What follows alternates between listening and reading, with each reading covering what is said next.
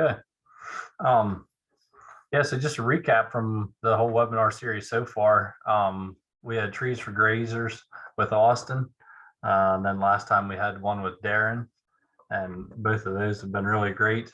We have this one tonight, which the setup's a little bit different. I'll explain here in a minute. And then we did set a date for Jerry and Vic and Jeremy for a continuation on of what they started last year, and that's going to be Wednesday, May 11th at 7 o'clock. So I just wanted to put that out there. Becky will be sending out reminders for everybody. So, but for tonight's format, I'm trying to make it informal. I want everyone to kind of get to know each other and learn from each other.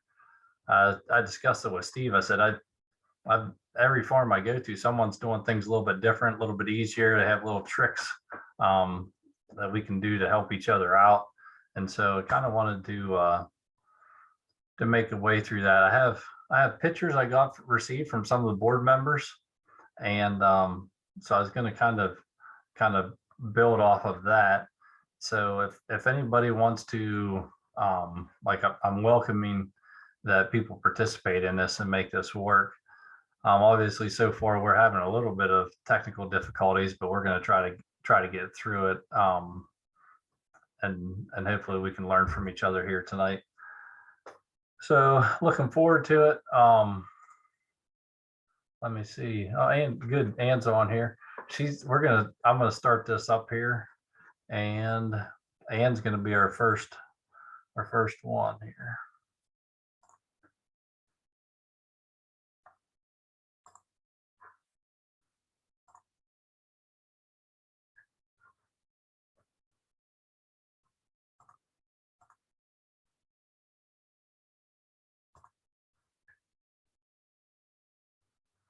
Okay, yeah, so tips and tricks,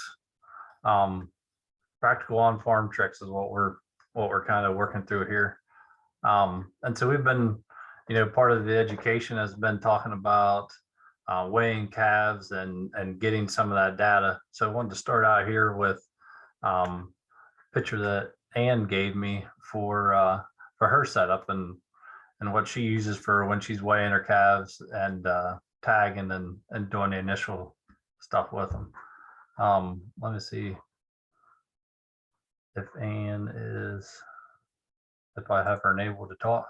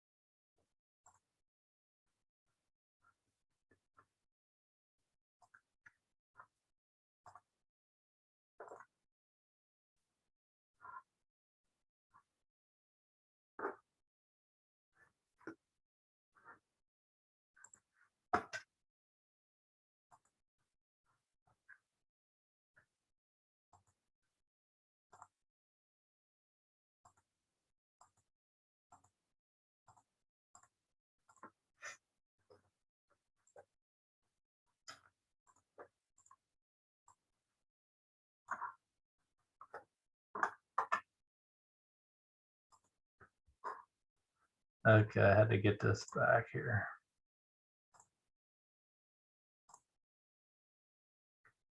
I'm gonna allow everyone to talk here before, because it wouldn't let me when I was in here. So if you guys can just be responsible for muting and unmuting yourself, please. Can you hear me, AJ? Yeah, yep. Thank you. I'm gonna put that back over here. Screen share.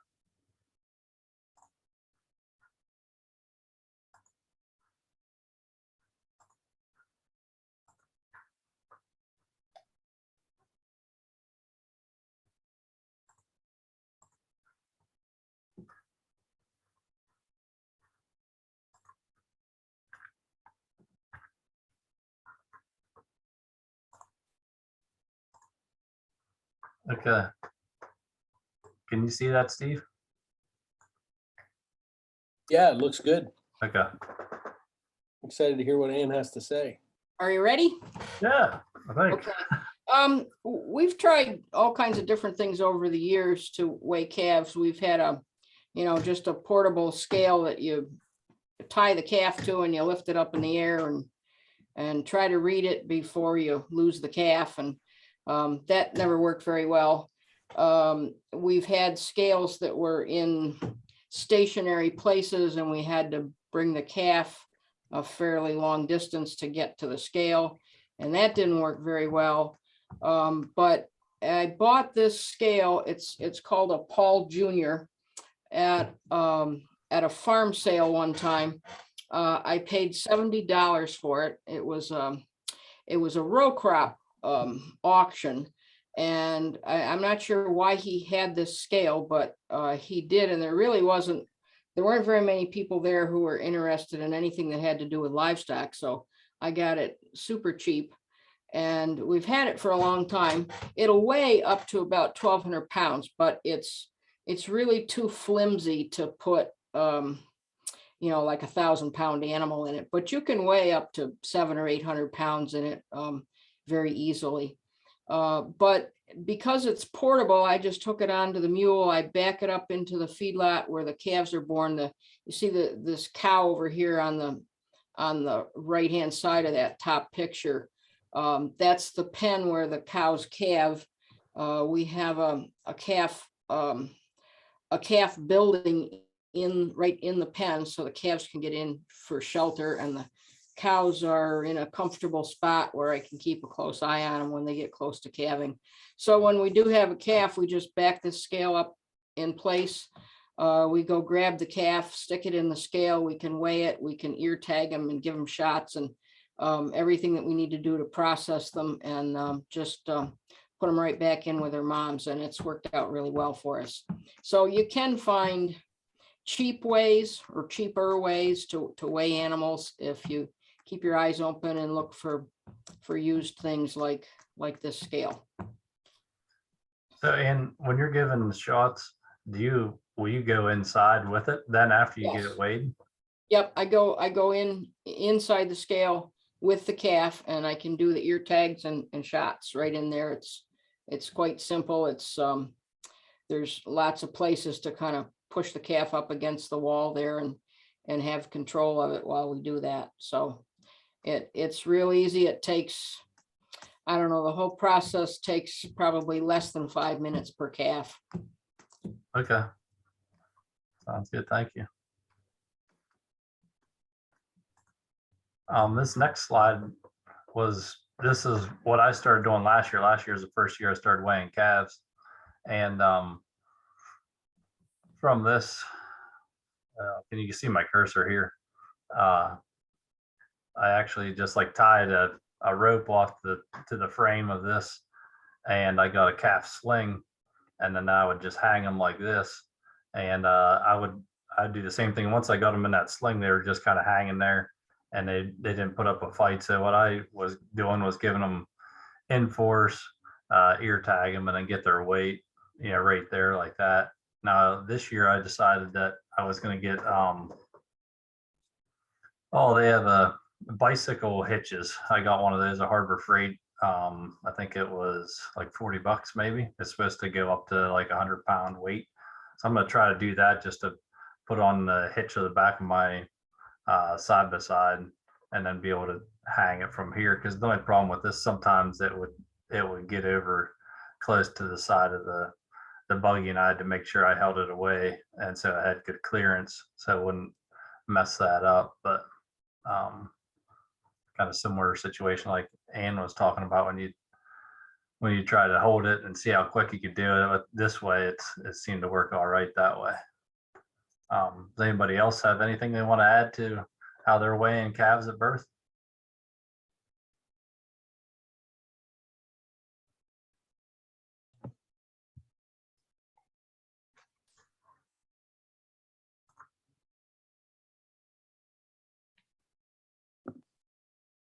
AJ, David asked, what brand is your scale?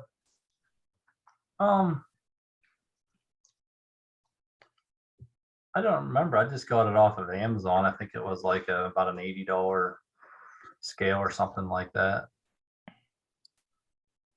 Where'd you get your calf sling at? Oh, the calf sling I got from Valley Vet, Uh-huh. and it actually would come as a kit. They had a little thing. Actually, you put it in the post, the pocket of your pickup truck, and then you could, and it had a hook, and you could hook a scale onto it, like and rather than a digital scale, it actually was like had an indicator on it that would change with it. And but anyways, I chose to do this instead, and I just bought the sling separate from them. Did So, that hired hand come with it too? yeah.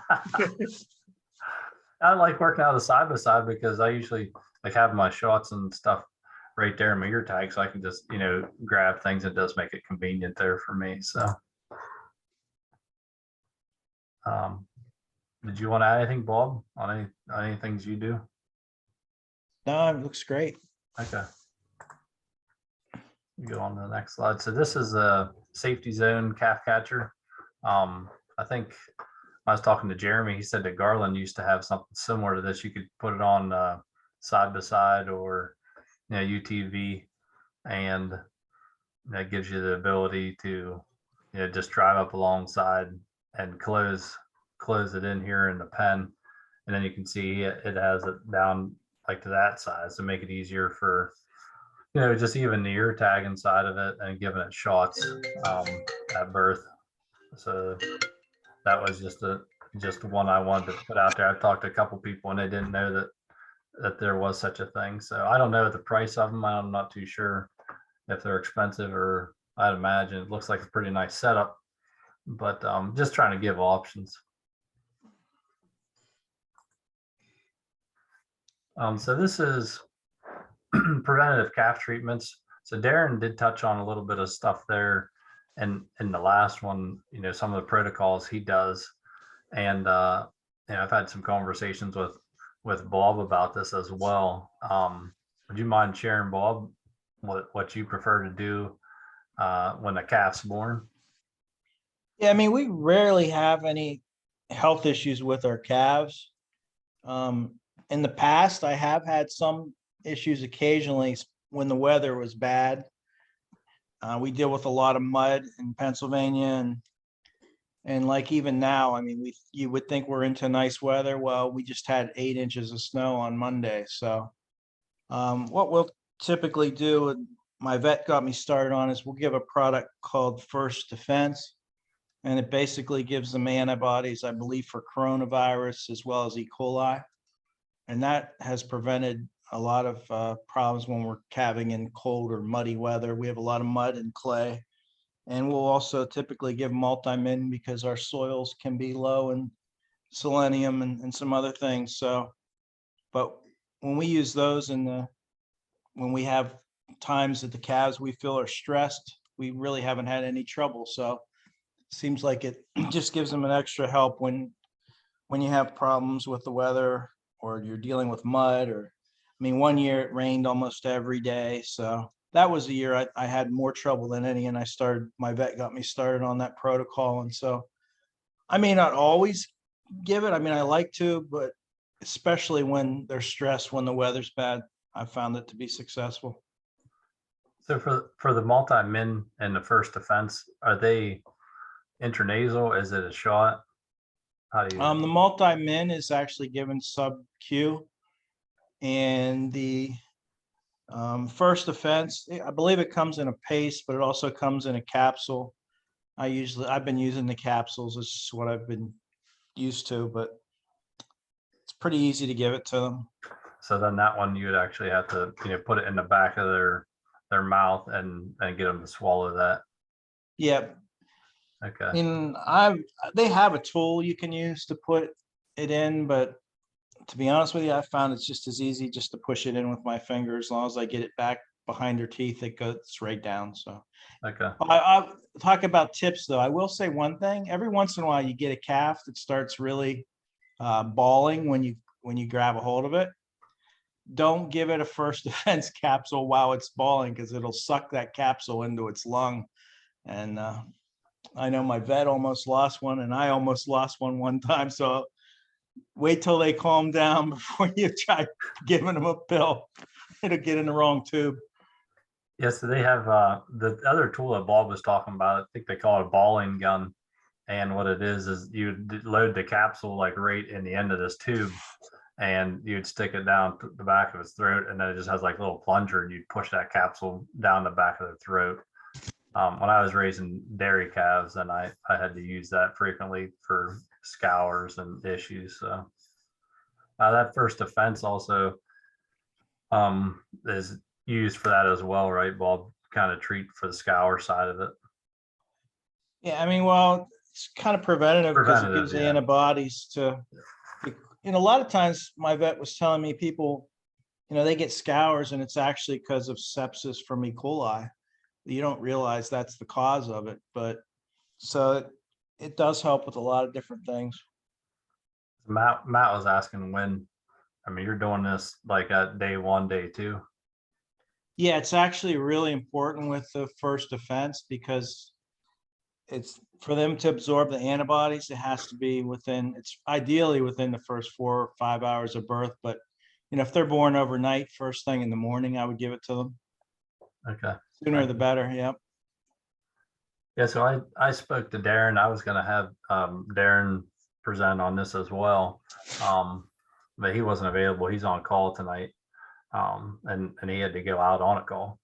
But anyways, he basically just said the same thing Bob did there. So Bob, thanks, you hit that right on. He said in some areas of the country, selenium is bound up in the soil, therefore creating selenium deficient feed. He says, I don't know if other states have this issue, but he said in Michigan, it is an issue. Because of that, we recommend either multi-min or selenium injection at birth. We also encourage producers to dip the navel with a 7% iodine to help dry it out and prevent bacterial infection. Yeah, that's a good point. That's another thing we typically do, especially when it's muddy. And he said, I have Enforce 3 on here. That's what I use because the dairyman that told me to use that. I think I'll probably start switching using this multi-min. But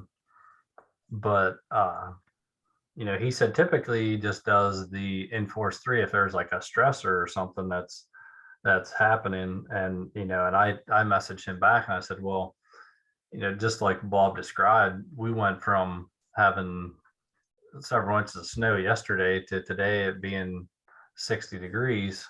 And like in my mind, I've had calves and the next day it snowed, or you have a calf a day it snowed. So that is a stressor. So that's why I started using Enforce 3 just as kind of like my insurance policy. And I think it's, it cost me, I think less than $3. So for me, it was worth it. Let's try to see what else he had here. Just to reiterate what Bob had said,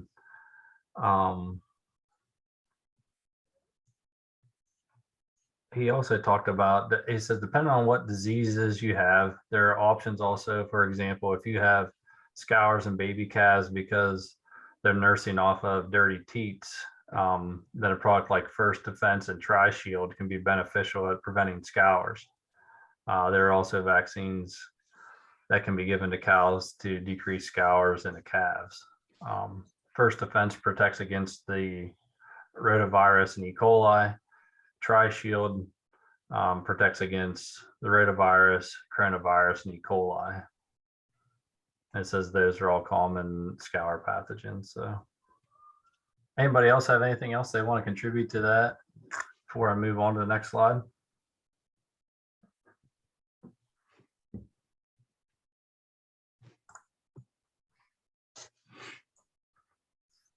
Okay, the next one's ear tagging systems. I just talked to Steve a little bit about this, and we were kind of curious what other people were doing for ear tagging. Typically, when I started out, I was just number 1 through, whatever, however many calves I had that year, 1 through 15. And then last year, I got right on tags, and I started putting the herd number, the alphabetical number that's associated with registering your calves. So last year was J. And And so then I was putting J and then a number. But I know, like what Steve and I were talking about, Jeremy will have like a cow, say it's number 11, and then, you know, one year he'd have J11, then the next year it'd be K11. So he's identifying the dam every year, and you can kind of see some of that pedigree. And I know when I did the registration webinar with Bob, he had a different tagging system as well. Bob, would you mind talking about that? Well, we don't tattoo ours at birth. We kind of hold off on that. And so what we typically do, we put the mother's tag on the calf, and we also put the date of birth on.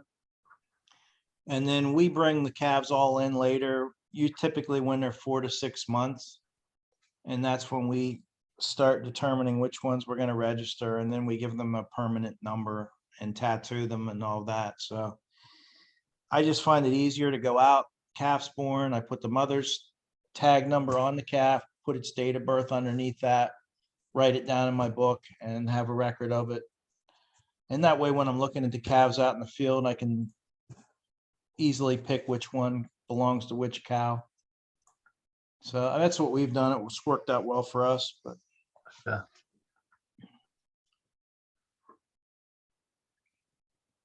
Does anyone else want to discuss any different tagging systems, the way they do it? Yeah, we start with the USDA tag number. We used to use the silver metal tags that the state issued. Now we're using the white EID tags. And so our numbering system is based on whatever number those tags are. It's the EID tag is a huge long number. I think there's 16 letters in it, but we'll take the last 3 letters of the tag number, and that's the number of our animal. So that's kind of her official number. And we'll have the white tag in one ear. We'll tattoo it with the tag that's here. If the number was 345, we'd put 345K for the tattoo.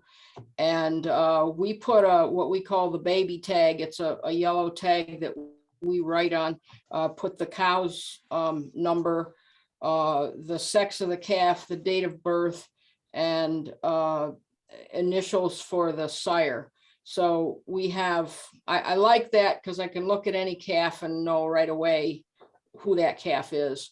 And then when they're about a year old, we take those yellow tags out and we have custom green tags, all flex tags made that have that 345 number.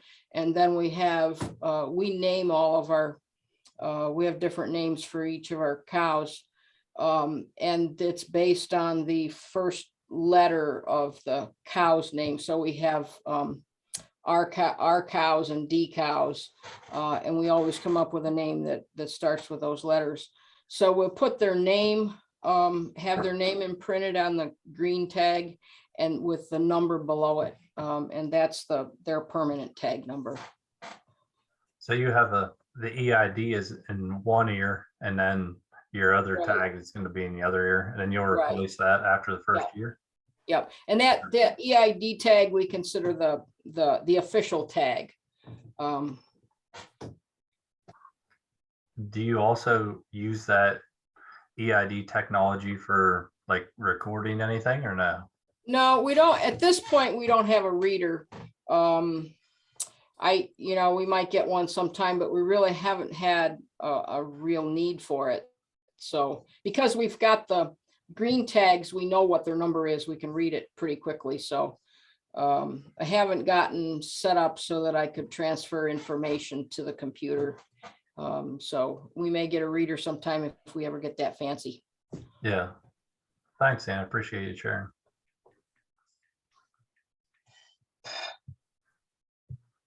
Steve, did you have any questions or thoughts you wanted to add to this?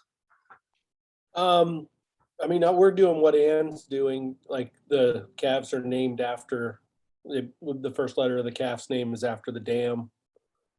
So in some ways that's helpful. But looking in from the outside, I don't think anybody would know. What I'm trying to do is figure out how to transition to a system that people can see this is the daughter of,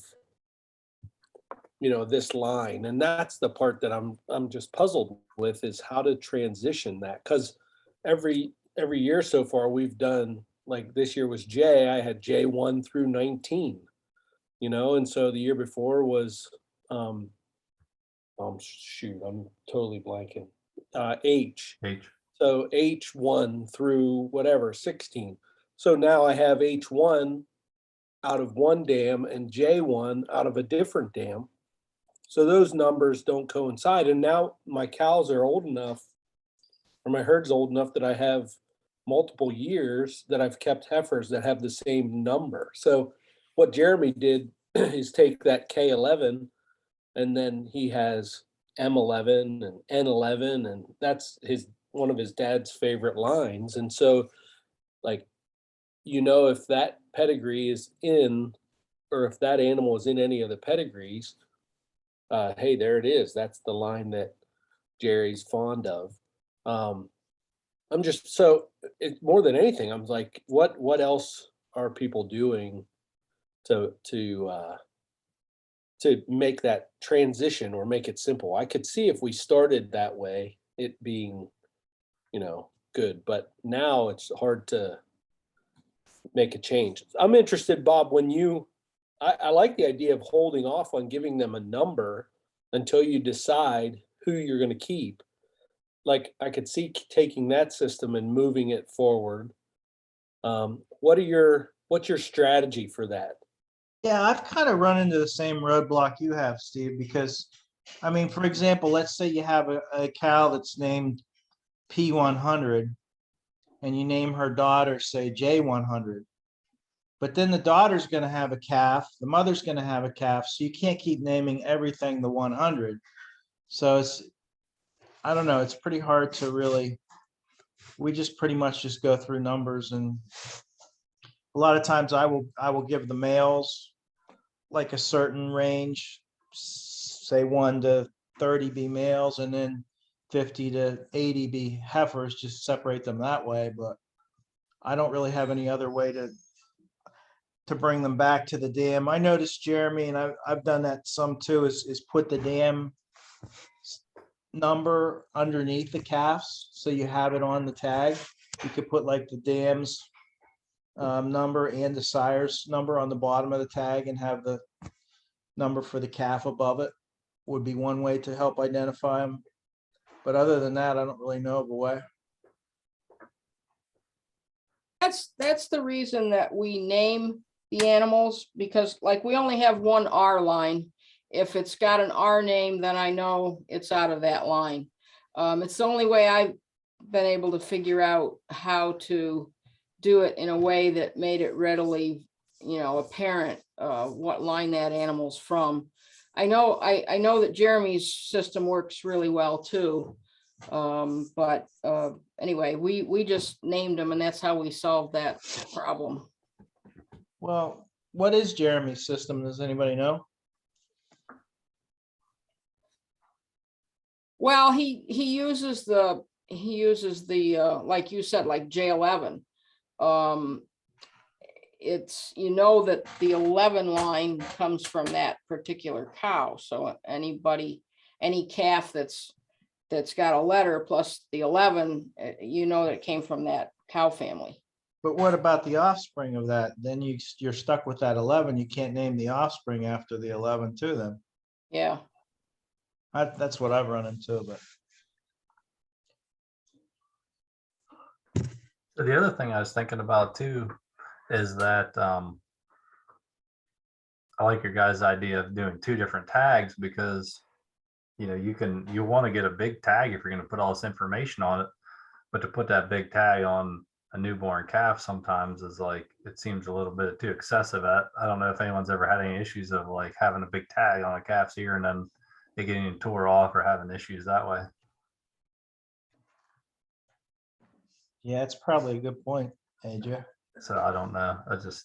because I know, like I said, I was using smaller tags in the past, but then as they grow older, it gets hard to see. So I think you do almost have to adjust and be flexible. Anyhow, I appreciate everyone that contributed to that. That's helpful and gives us some thought moving forward. One thing I have seen is like the Ritchie tags, which are engraved. If you get those on, they never fade. They never, you never lose. Occasionally you lose a tag, but what's nice is that the numbers never ever fade. You can always see them. And you can get that. I think I thought, Ann, did you say you can get that through Allflex as well? Yes, yeah. Okay. Yeah, David, I've seen the droopy ear calves. In fact, I've had a few occasionally. I think it's when you either hit a nerve or you hit a blood vessel. We try not to do that. Thanks. Okay, next one is I want to talk a little bit about water troughs. So this is a system I set up last year on the rental farm. So they actually had a hand dug well, and so I put a submersible pump down in there, just like a discharge pump with about a 1.25 inch discharge hose. So I'd fill this tote with water, and then I would take it out and just let it gravity feed into this trough. Well, when I initially set this up, I had right here, I had that reduced down to garden hose, and then tried to run like just one of my typical float valves that I have, but there wasn't enough pressure and there wasn't enough flow rate to actually be able to shut it off.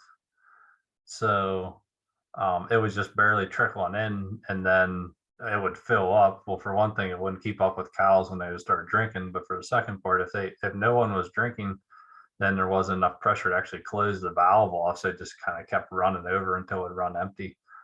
So I initially thought maybe I need to raise up this tank, and I set pallets in there to try to do that to build pressure. And then I got this idea from Steve Kenyon, and what he took was just this black iron pipe, and this is 1.25 inches with an 1.25 inch elbow.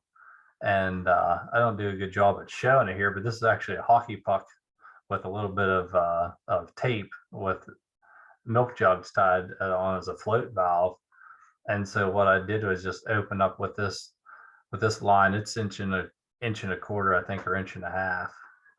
But I'm just getting a lot of flow in there, and it'll fill this thing up real fast, and I don't have any of the issues now since I have a lot more flow. And then those milk jugs I just have tied off to, what I actually did was, this is a hinge cut off and welded to the bottom of this pipe.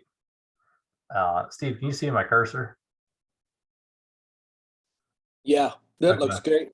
Mhm. Yeah, so anyways, right there, this is welded to the bottom right here. And then this is just a hinge with that hockey puck actually screwed onto it. I've seen him use a baseball cut in half as well. I thought the hockey puck actually gave it a little bit more chance to seal off, which he's done that as well. And then I just put this tape around it. But anyways, that's kind of a nice for a portable water trough. So every day I have a quick disconnect up here.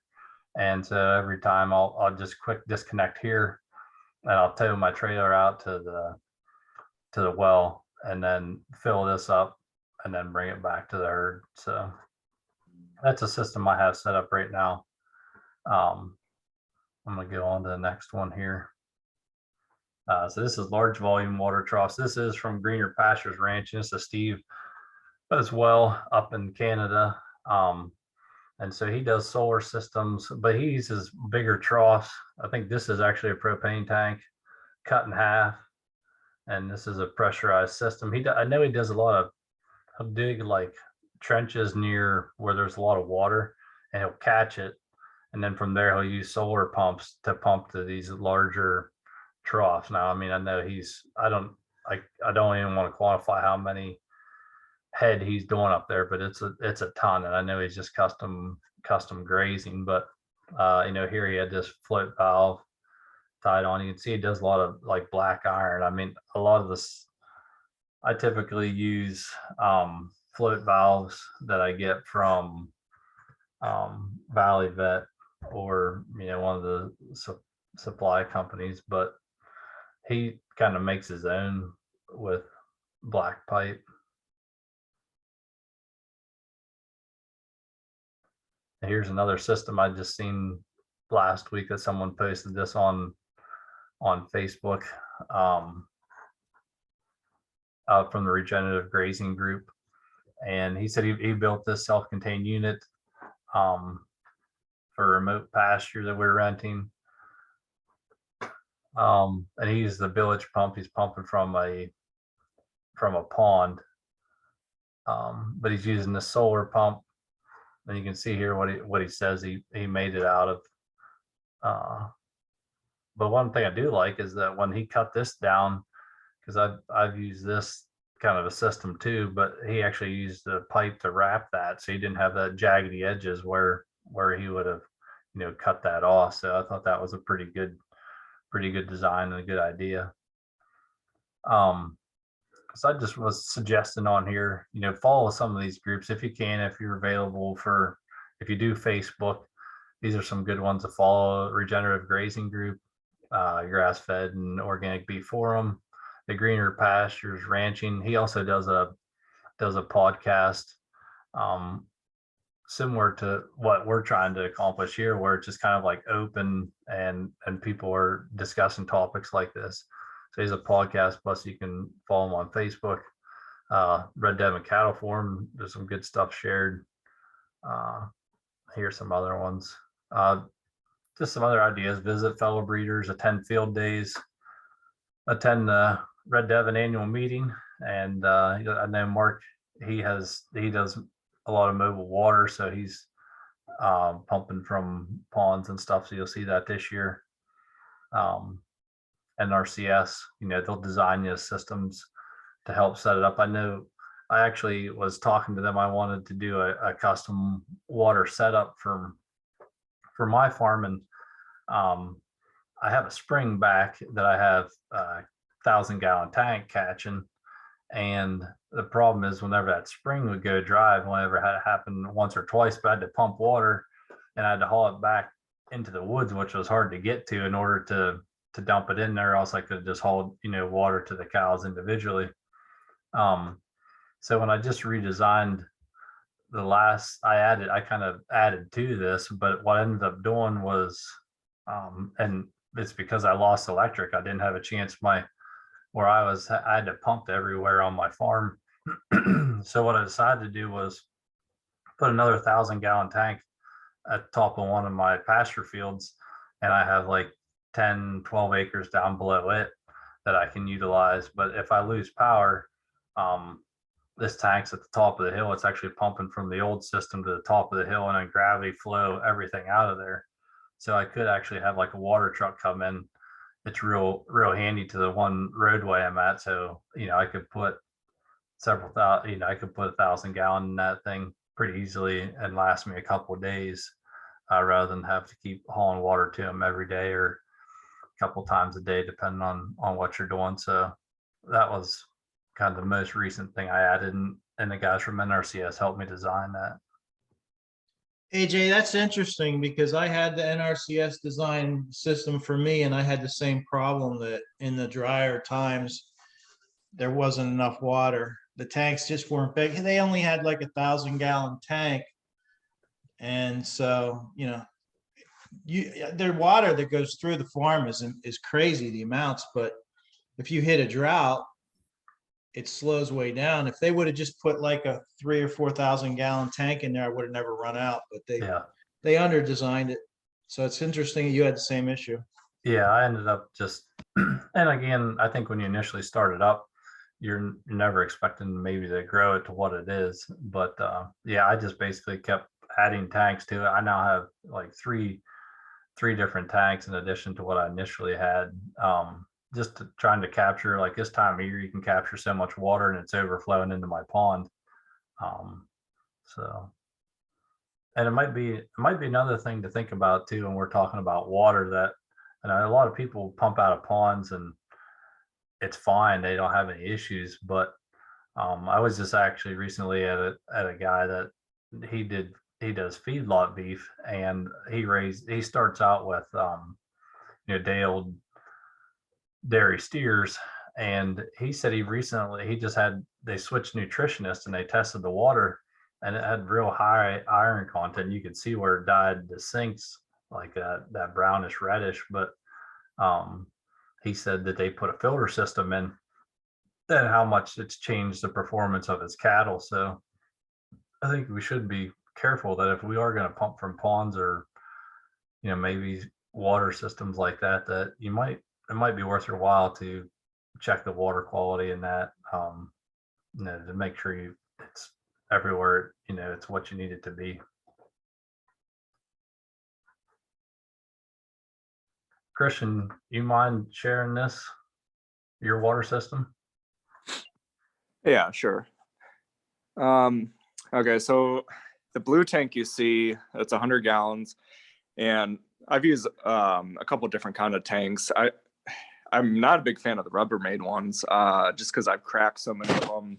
They don't seem to hold up if you drop them off a four-wheeler, and they're also pretty heavy. So this blue one, it's made by, I think it's High Country Plastics, and a bunch of the places like the feed stores sell them around me, and I think they're actually cheaper than the Rubbermaid ones, but they're way more flexible and less prone to cracking, and they're probably about half the weight. So like they're pretty easy. Just like I don't have a wagon or anything. I just kind of throw it up on a four-wheeler and move it along.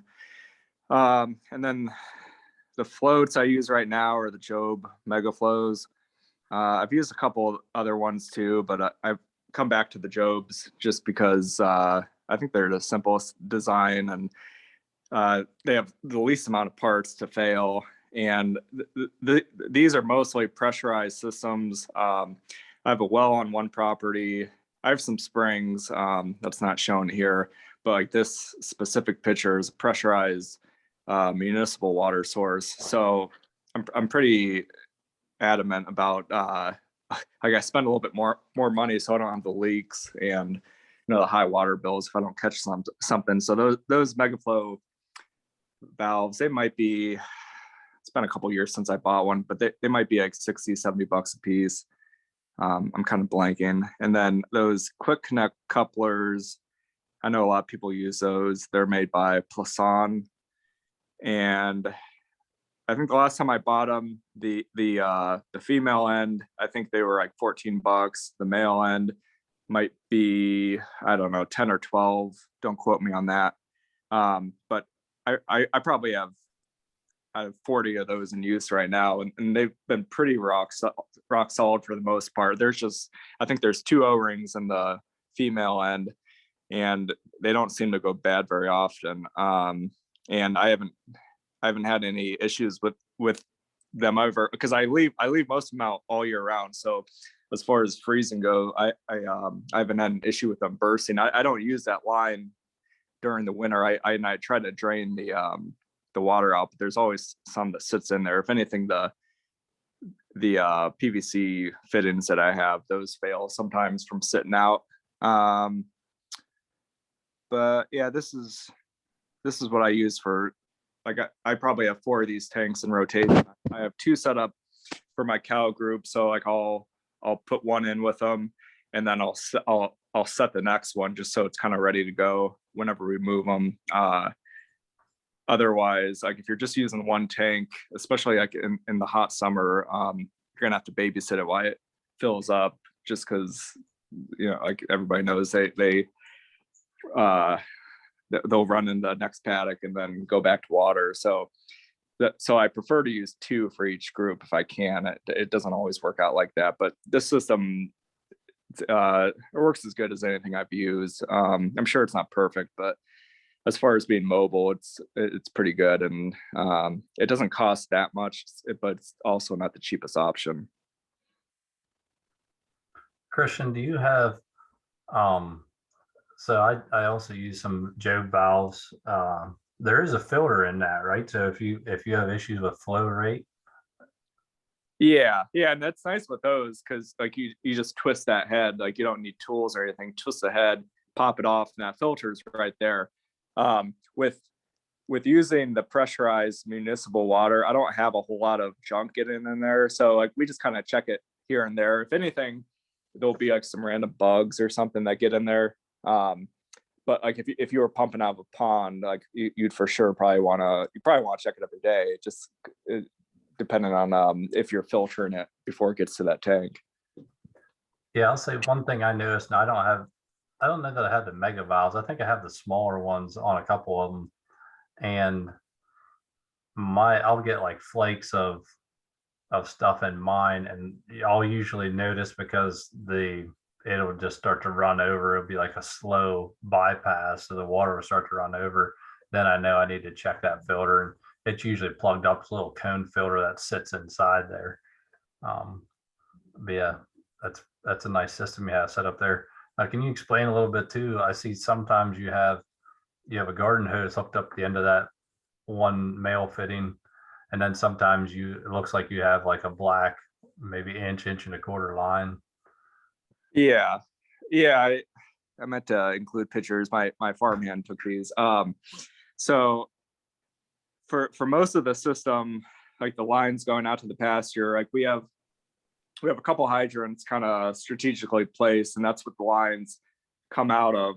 And then we use 1 inch. It's normally 160 psi, just black polyethylene pipe.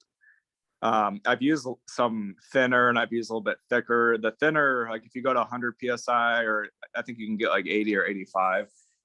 That's a little bit more prone to kinking. If you're going around any curves, it's likely to kink on those curves. So I stopped using that. The 160 is a pretty good middle point where it's still pretty cheap, but it holds up a lot better and doesn't kink. So all those Plasson valves, that's what that 1 inch plastic pipe goes to. And then from the valve to the blue tank, I usually use either 50 or 75 foot, normally Flexzilla hoses. I've had pretty good luck with those. They're lighter than you can get the really heavy duty hoses, but that just adds to the weight that of the total system. Like if you wrap the hose up and you throw it in the tank, I think the Flexzilla hose is like I don't know how much a 50 foot roll weighs, but it's probably half of like if you get the really heavy duty stuff from a hardware store. And it holds up just as well. I think there's some kind of lifetime warranty with it too. So it doesn't show the fittings that go in the back of the tank, but I have it on a swivel. So like when it goes to that float valve in the back of the tank, there's a swivel. It's a pipe to hose fitting, and the swivel allows it to, like, you can kind of move it and shimmy it along the ground and reposition it. You don't have to worry about it unthreading itself on the valve. There is a washer in that fitting, so you just have to, like, I usually replace them just once a year when I put them out.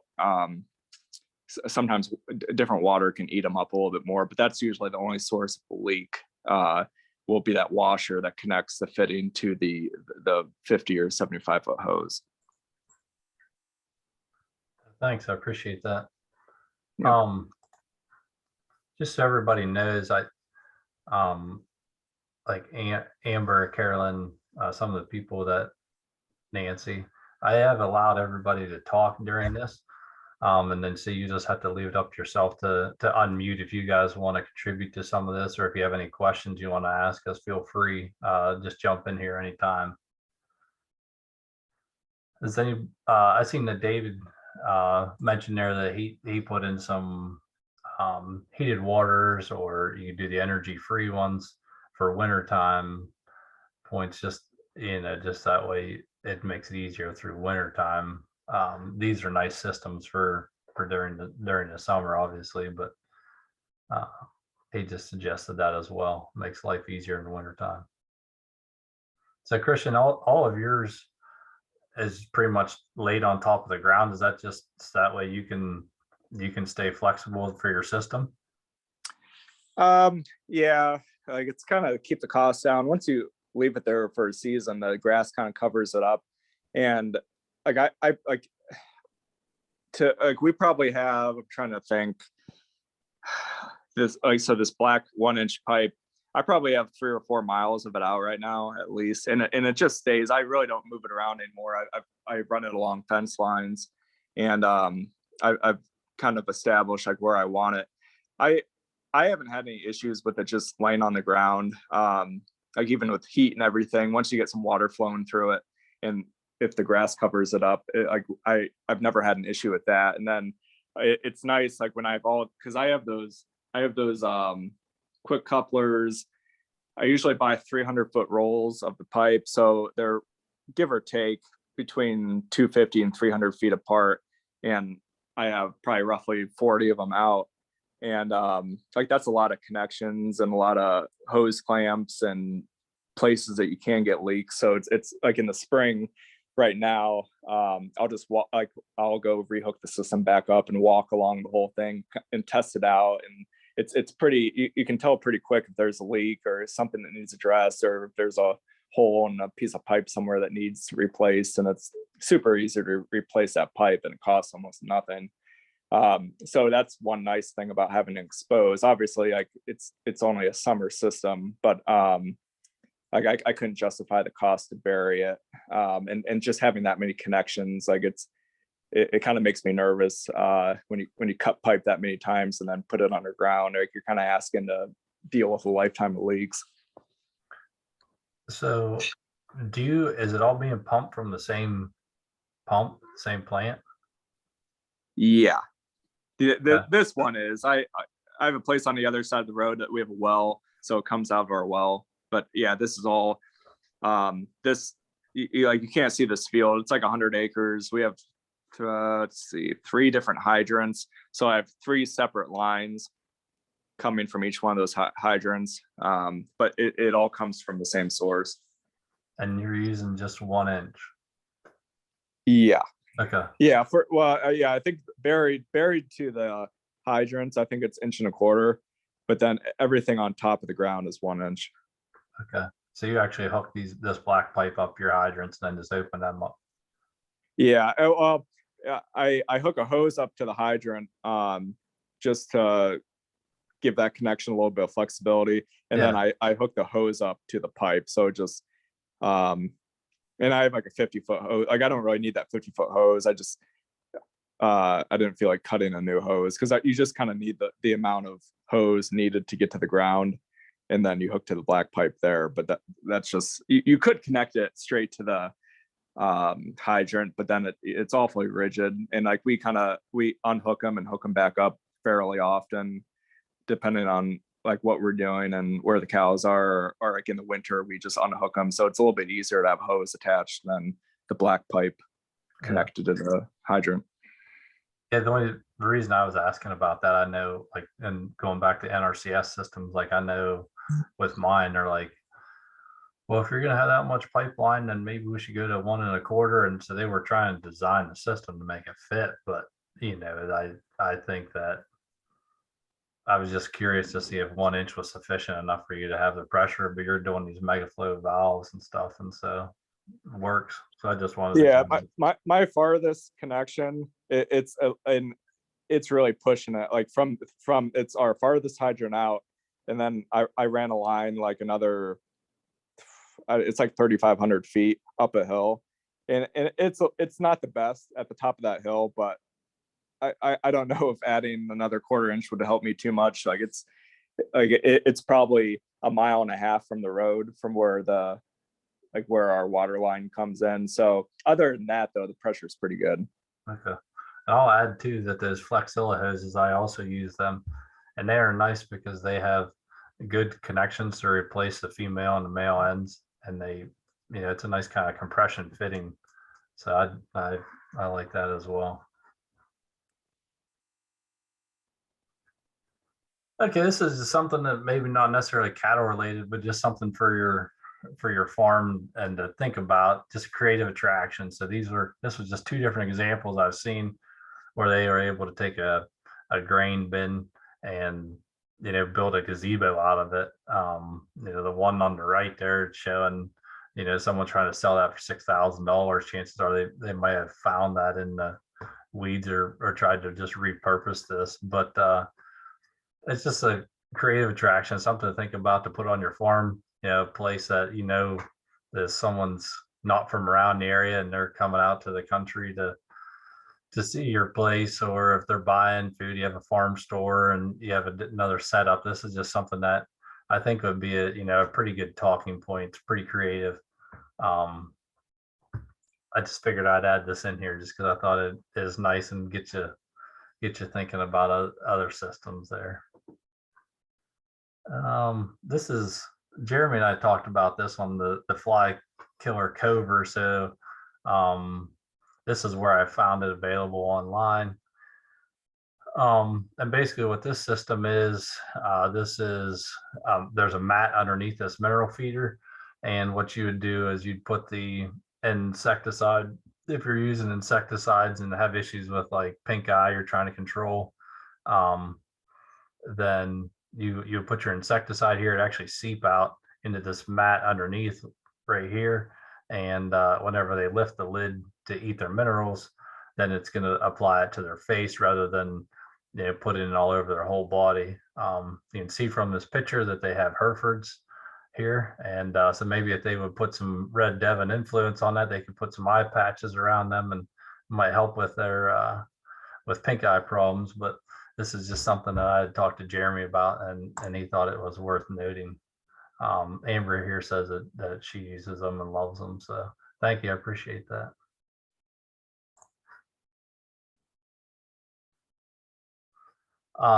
Sticking with the flies and the issues there. Jim Elizondo, I went to a conference with him, and he actually built this. You have to go online and just type in portable cow wash, and you'll find this. I would play this video, but it doesn't do well, and we're trying to play video on Zoom. So I just put the link, and you guys, like I said, just type in portable cow wash into YouTube, and this will come up. And what his system he designed here, he actually uses I think it's called Orange D. It's like a lemon. I'm trying to think. It's a kill on contact. It's a lot of like household cleaners, but it's a citrus, and so that's what he's using to pretty much kill. He has diatomaceous earth in there, and then he also uses Dawn dish soap, and that helps to keep the other elements in suspension. So then he just has like an ag pump on the side of this with a sprayer, and his fence would come to here, and so he makes all his cows walk through this sprayer, and he'll just kick it on, and then that's how they're going to move to the next paddock. So he's down there in Florida with Machonas, and so this is his system. He's got sprayers in here. Pretty neat design. He says it's effective for him. It gives relieve some of that stress for his cows. And the products you can get, like say Dawn dish soap, that orange, I think it's called Lemon-Dine or Lemon-Dine or something. But like I say, look that up with Jim. But just kind of a neat idea if you're concerned about the flies and don't necessarily want to go with other alternatives.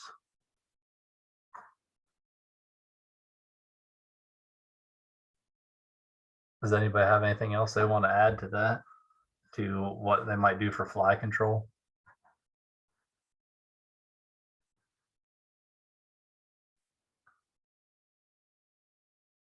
Okay, move on to some fencing. Bat latch, I'm sure a good amount of you guys know what this is. Technology's been around for a while, but I recently got one there. So the bat latch, this is going to be a spring gate that's going to connect to wherever your temporary fence is. So typically on this end of the temporary, I actually just have like a T-post, a steel T-post I put in, stretch it out. And on here, it just takes a couple of seconds. You just say, if it's Monday and you want that to open the next day on Tuesday, you'll just say Tuesday, set your time, hour and minutes, and then just hit set, and it'll say okay, and it'll do it. So then cows can move to the next paddock on their own. You would make this hot coming off your temporary fence, and then you just have to put a jumper wire onto that spring gate. If you wanted to energize, you don't necessarily have to. I mean, we're working with Devons, as everyone on this call is, they don't mess with it, but and that is kind of nice too. I mean, the young calves and stuff will go ahead sometimes to eat and then come back, but just had to put that in there. And then here's these terra posts. I found this is from Timeless Fence Systems. I haven't used this. I think I want to buy one this year, just because when I move cattle from one farm to the next, I have about 3/4 of a mile to go, and I don't have a reel. I have a mega reel like this, but I typically don't have. I can't get enough wire on it, so then I have to splice it and hook onto something else. And what I typically end up doing is get one of these like I-ring post, and I'll put it here at the end of it, and then I'll connect this up to my other one, and then I'll have to support it there. So I usually have to support it a couple of times because that reel is so heavy. So I'm interested to try out this terra post. It has like a 3-prong here that you just step into the ground. It has latches here, so that metal piece actually hooks down in there. And so if you want to split up a paddock in 4 ways in the middle, and you don't have good interior fence, I think this is a pretty viable option, a good tool for you. Christian, you want to talk about those fence posts that you sent me? Yeah, the one on the left, that's the Gallagher ring top. The one on the right is just the regular O'Brien's. I've used both. I just started using those Gallaghers last year just because the O'Brien's have been hard to get for a while. And I think I like the Gallaghers better if you're just doing cattle at the same height. Those O'Brien's, we use some for pigs too with those lower clips. I think they're roughly about the same price now, and they're pretty expensive. I think when I first started buying them, they were both maybe, I don't know, $3.50, $4. Like now they're both over $5, pushing $6. You can buy them in bulk, and it's kind of iffy because I think they both are coming from New Zealand, so it can be hard to get them certain times of the year.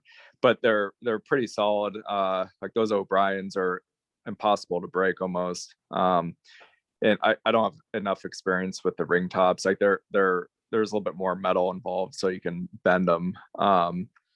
But they're pretty sturdy, and I think they're worth the investment. I've used a lot cheaper posts, and they all last about a year or two, and then you got to replace them, and all the clips break off. So they're definitely not cheap, but in my opinion, they're worth it, especially if you're using them every day. So what about the weight difference with the metal ones? Do you find that to be kind of cumbersome whenever you're setting your fence? No, actually, the weight isn't the issue. Those O'Brien's posts are actually more cumbersome as far as they're lighter, but all those clips, like if you have them in the back of a bed of a 4-wheeler or whatever, or if you're carrying them like a bunch in your hand, they all hook together, and it's super annoying. Those ring top posts don't do that, so they're actually better, and they kind of like bundle up a little bit easier just because they're not snagging everything. And like those O'Brien posts, like if you have any kind of hay wrap or anything, like it grabs everything. So that's one reason I do prefer the ring tops. And so is this similar to the pigtails where you're just gonna slide your wire in underneath there? Yep. Yeah, you can't really see it from, like, if you zoom in, you might be able to, well, no, you really can't. It looks like a solid piece, but it's like it kind of overlaps itself at the bottom. So it's a little bit better than a pigtail, because I've used the pigtail post too. these are a little bit more secure. And I had issues with the pigtails.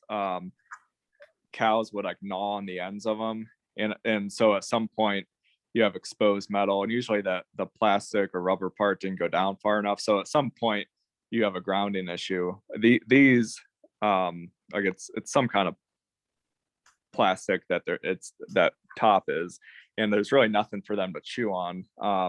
And the actual, like when you loop the line through it seems a lot more secure than the traditional pigtails. Are the pigtails a lot heavier than this Gallagher then? Yeah. Okay. Yeah, for sure. They're I don't know if they're twice the weight, but they're probably pretty close to it. I can't remember exactly. I think these Gallaghers, they're definitely metal, but they're not like the heavy steel that the pigtails are. And then the bottom part, the step, is plastic with a metal spike. So yeah, they're definitely lighter, but they're not as light as the O'Briens. Okay. That's what I was curious. I got a box of pigtail ones just because I like doing corners of fencing that seems to hold up if I have to, wrap around a corner and make a curve rather than the Neo O'Briens that I use. But so anyways, just curious about that. So thanks. Okay, Steve sent me this one. And this is a YouTube video. You can go on and see it. Like I said, I can't play videos, so I just took some still shots of this. But here's Fencing 101, how to outfit your ATV fencing rig. This guy had different attachments. Like he just welded 2 posts to the back of it. I imagine that's like a wheelie bar for him. And he has these different attachments. Well, this one here is for his fence. He's got some fence reels on there. And then he's got these as holders for his post. He said he must use fiberglass posts, so he has like a post starter here that'll use like a post pounder post starter. And then he could have his tools here. It looks like built this out of PVC pipe and then welded some of these. And he also has, this is his calf hauler, so he says this works pretty nice. He'll lay the calf's belly in here and their legs will hang, and then their head neck would rest right here. And for what he was doing, he said he liked this because he could put that calf in there and like the mother would be right there at the calf, and then she would go with him. Like if he had to take it and move it somewhere, then the mother was okay with it. She didn't really carry on as much as if he would just like scooped her up and took her away. So he liked that attachment, and he had other ones that he did along with this too. But again, this is just we're kind of getting close here, or we're out of time now. So just wanted to just show you a couple of these. Steve, you mind talking about this? Is some feeding / mineral storage that Steve has for some additional enterprises on his farm for pigs and chickens and other things. Yeah, so the 3 in the top right corner are our big, they're 550 gallon. One of them was a maple sap container that I got from a sugar shack that was selling it. And then the other 2 came from a winery. They hold about 1.5 tons of feed, maybe 2 tons. We've never actually maxed them out. We mix our feed for our layers and our broilers and our pigs, and then top load these. Built the slides out of just it's I forget what it's called. It's like a Z channel used for joining duct work together, square duct. You can get it at Home Depot in 3-foot sticks. So we just cut that in half, and then I took a piece of flat steel that I had laying around and made a door with the plywood to slide up and down. And then the bottom is for the chute is another just I think it's a 6-inch round to a 10-inch square duct that I cut up and then slid underneath. It works great. I mean, we really enjoy it. When we put it up on 3, I think it's 2 layers of concrete blocks and then on a pallet, and that's enough to get a 7-gallon bucket underneath. So when we're feeding our animals, that's how we measure. Those hold about 35 pounds apiece. On the left side, we did that same thing with the totes, with the water buffaloes. We can put 1,000 pounds in with our feeder. We built a little funnel out of I got one of those asbestos, or not asbestos, but it's a flexible chimney boot, and then cut a round duct and then riveted in the bottom. So we build a square 2x6 frame around that to sit in the top. And then we just drop the auger from our feed mixer grinder right onto that and pump feed into these totes so we can take them out. And we used to have feed about 3 tons at a time in a gravity wagon, and we drag that gravity wagon around with our mobile range coops for our broilers and turkeys. But this works a lot better now because we don't have to. We can put this almost right in the end of those schooners and fill buckets and then fill feeders inside the coops when we're feeding. I have 3 of those now. I'm in the process of making 3 more. It just allows us to make 1.5 tons at a time, which is a full mixer for us. That's great, Steve. I appreciate you sharing that. I can see the gravity wagon there behind it. You're hiding. That's for It doesn't even soybeans. need it anymore. Well, that's holding the road. We do soybeans. That's all the bulk goods now. So it's Okay, it's gotcha. pretty slick. Well, I was thinking about that too. I mean, you're talking about holding that much feed in these. I know back whenever I was doing the dairy steers that if you wanted to get one of those metal bins with an auger on it, they were, I think, almost $1,500, $2,000. So I mean, you're doing these relatively cheap, I'd imagine. I bought the water buffaloes for $75 a piece, and then the components to build the doors were about $20 total. Geez. And I don't know that that's each. I mean, each chute costs, maybe $12 or $13, and then however much the door. But the 3-foot stick goes a long way across those. And then those tanks, I think I paid less than $200, maybe $200 for each of those. So yeah, compared to a standalone gravity or grain bin, that really it works well for us. Yep, that looks great. Thanks, Steve. Appreciate you sharing that. Does anybody have any questions for Steve on that one? Hey, I want to weigh in on the pigtail posts and the ring tops. I've not used the ring tops, although I've looked at them a lot. But the pigtail ones, the nice thing about that is we can zip down through the field on the 4-wheeler and holding a spool in one hand and the throttle in the other, lace up a fence pretty quick on the pigtails. And I think we can move cows in 10 minutes with about a, I don't know, 600-foot run of fence each day. So, but what I would like to see or know is if anybody has a creative way of carrying those posts, because that seems to be the conundrum all the time. We've tried like old golf bags, but getting them tangled is always the issue. Dave? Yeah. We had until it broke. For years we made a PVC carrier that we put on the front of our side-by-side and lined it with a piece of chicken wire. And we lay our posts right in there, and you can drive along and grab the posts as you go and put them in the ground, and it worked really well. And that post didn't get as tangled because you had them lying flat and you just picked them up. So it was a little easier to get them too. That's awesome. Thanks, man. Appreciate that.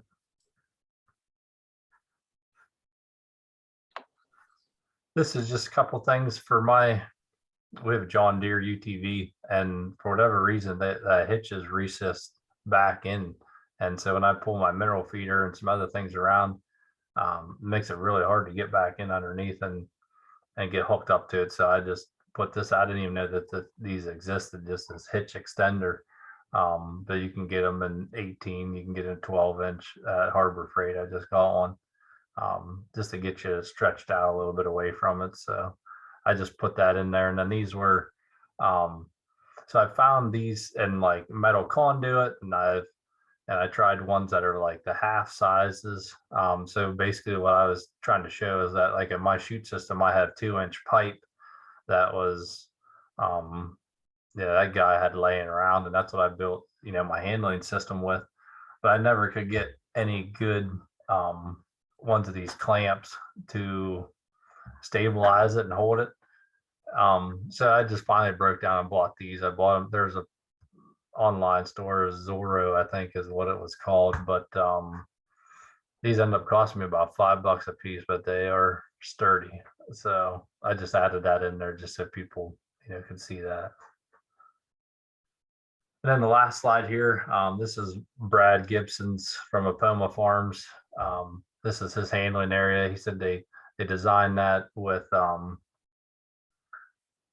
Temple Grandin, and so you can see that it has nice working flow here. We're going. This is a top view, wide and narrow, and then it's a sweep, so that cattle do want to move in that sweeping motion, return back to where they came in. So this is his setup, and I seen he had his scale indicator mounted here on a board to the side of his, so that way it's easy for people to read. If you had someone doing record keeping that might be back from you, then it would be easy for them to read.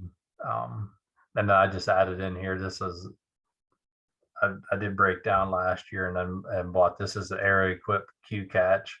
It actually has a head holder mounted to that front gate, and so this would just cup underneath their chin, and then this would go down over the back of their neck, and that'll hold them to help with tattooing. It just helps stabilize the animal. It has different pieces you can move in and out, and then this had the vet cage on the back too, with a nice heavy sliding door you can access from both sides. So just a couple things I added in there. That's all I got here for tonight. If anyone wants to talk about this, add anything, I'd appreciate it. I'm just reading the chat right now.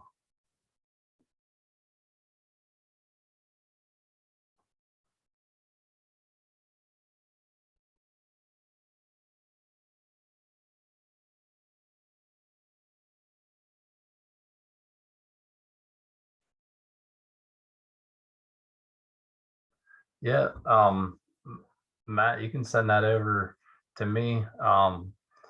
My email is ajoneil29@gmail.com. Matt was just asking if there's any volunteers to review or provide some input to a working area he's building. I know Bob has a great working area down there. I was down there to help him with his. Has a real nice setup. It's on like a lean-to offside of the barn, so he doesn't have to worry about the weather, and he keeps all his equipment nice. That's one thing I'm going to do with mine. Is actually I'm going to be building a roof over top of this, and then back my scales behind it. So I'm going to do that. I'll say if you're going to buy scales to put underneath something like this, I mean, this is almost 2,000 pounds, so you need to get your better scales if you're going to put it underneath your squeeze chute. Bob, would you be willing to provide your email for Matt too? Sure.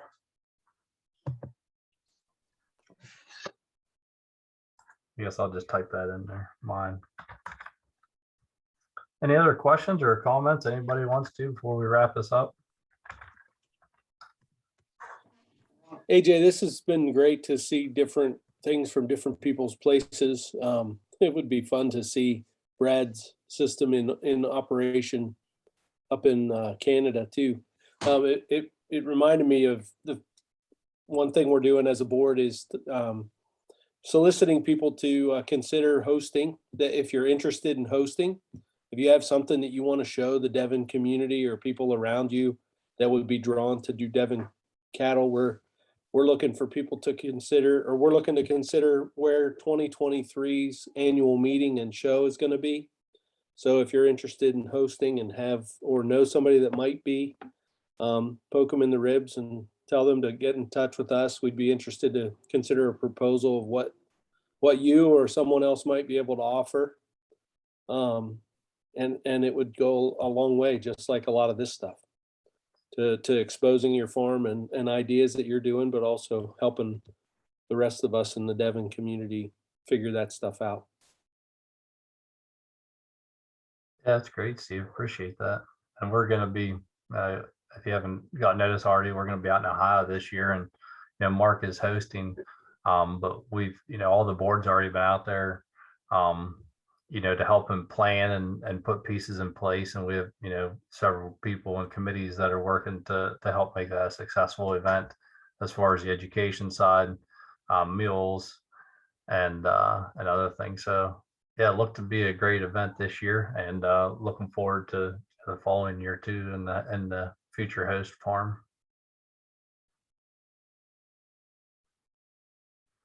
Okay, well, thanks everyone. I appreciate this. This is just kind of a new format I wanted to try, rather than just having someone talk at you all night. Although I probably did a good amount of that. I just wanted to have some pictures to keep topics rolling. And like I said, just appreciate everyone that was involved and helped out. Thank you. And so I think we'll probably try this again. We'll get some more stuff together, and Jerry and Vic and Jeremy's talk is going to be May 11th on a Wednesday at 7 o'clock. That's our last one of the series. And then looking forward into the fall, we're going to be doing probably 2 different ones on multi-species grazing. So we're going to talk about chickens, goats and lambs, and pastured pork. We're going to do a webinar also featuring the host farm, Mark Reed, and some of the education that we're going to be talking about, just to give you guys a preview of what you can expect to see when you get to Ohio, what you're going to have for dinner, and our cutting demonstrations and such. So that's going to be part of our fall series. So maybe just 3 for the fall, but be looking for that. I'm thankful for everyone being on this call and being part of the education system. I know there's a lot of information out there right now that you can get for free, but I appreciate you showing your support for the Devon Association. And I know I got outreach from a fellow Devon breeder over in England after the last one, and she thought we were doing a great job over here with our outreach. And so don't take it for granted. If you got, neighbor or friend, whether they raise Devons or not, ask them to be involved. I really enjoy it. We're really just trying to build a community and get to know each other, and get to interact with each other. So when you have issues, you can call on each other and just kind of help expand your community and your outreach. So thanks again, everyone. Have a great night. Thanks, AJ. Nice job. Thank you. Thanks. Yeah, thanks, AJ. Yep. Thank you.